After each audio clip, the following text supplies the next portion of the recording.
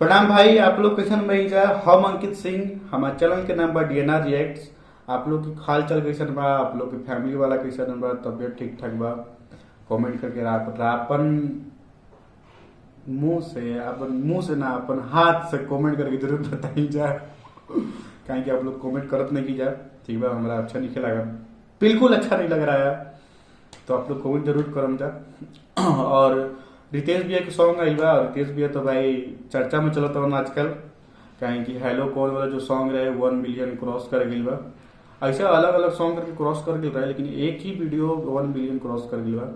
तो ये खुशी वाला बात बा हमी के भोजपुरी इंडस्ट्री के लिए, ठीक बा, कि इतना अच्छा सॉन्ग बिलियन के पार कर गई। खराब सॉन्ग भी नहीं किया, तो खुशी वाला बात तो हिले बा।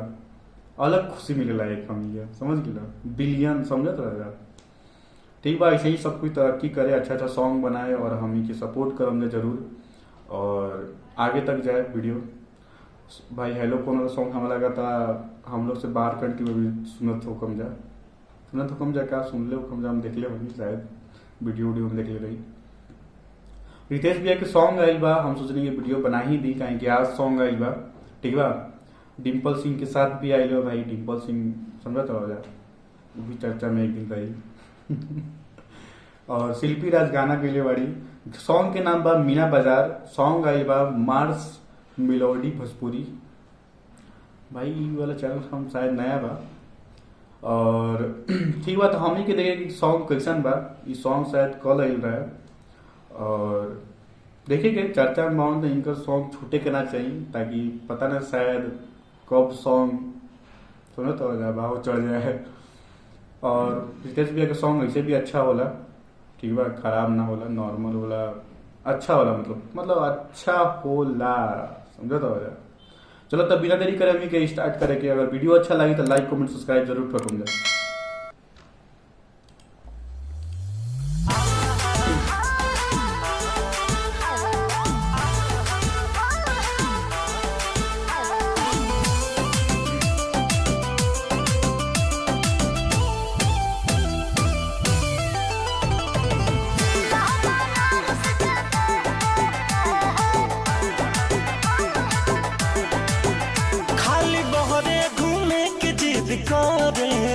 बाकी जगह के।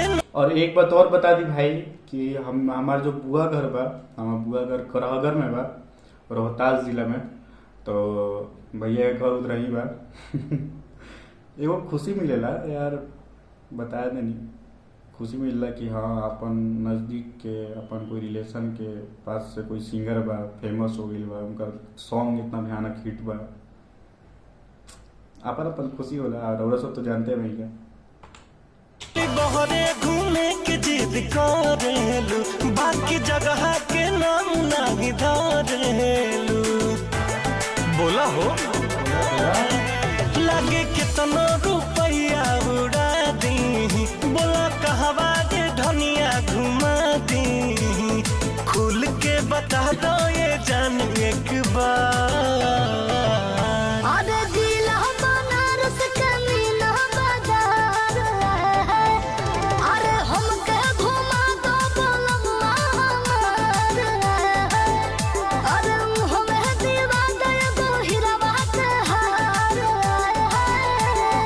अच्छा हाँ जी।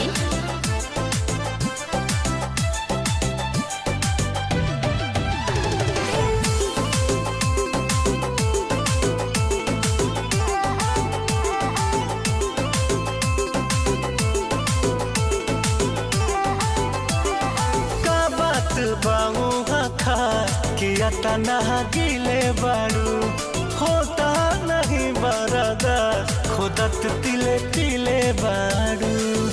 बड़ा बेचैन बारू। हाँ जी, बड़ा बेचैन बारू।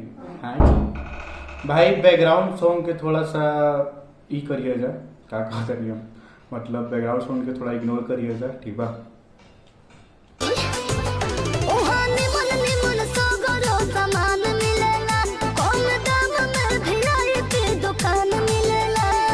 देरी न करो गाली हो खतलिया।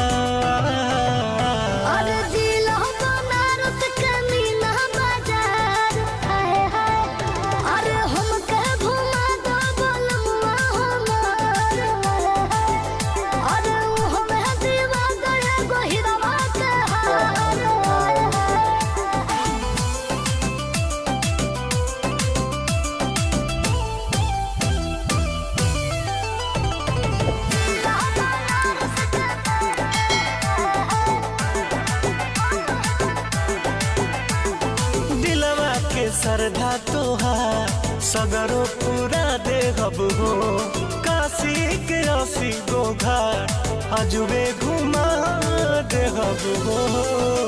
अरे बहुत जगह बा ओहिला मन भर सौदा दे सहले हब हो कहीं और जाए करही कह दे हब हो।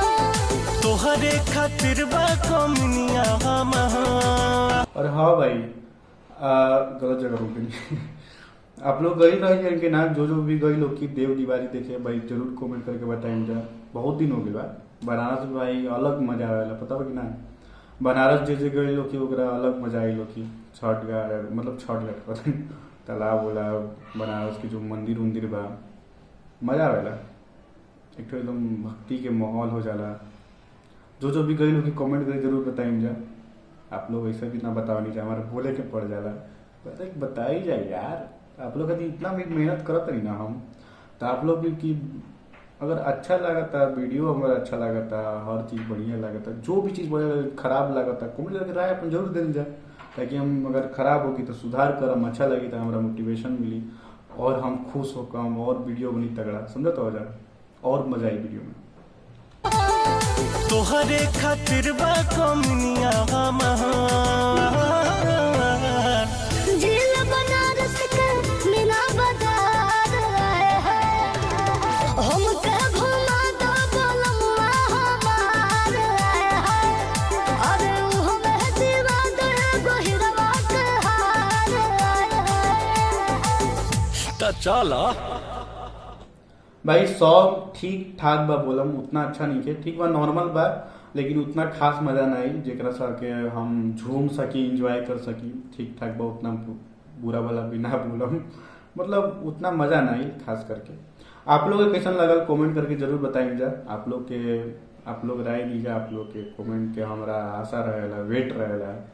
और आप लोग कोई बात ना, खैर वीडियो अगर अच्छा लगा तो लाइक कमेंट सब्सक्राइब जरूर ठोकम जा। हम मिलते हैं भाई नेक्स्ट वीडियो में बहुत जल्द। Tata bye by.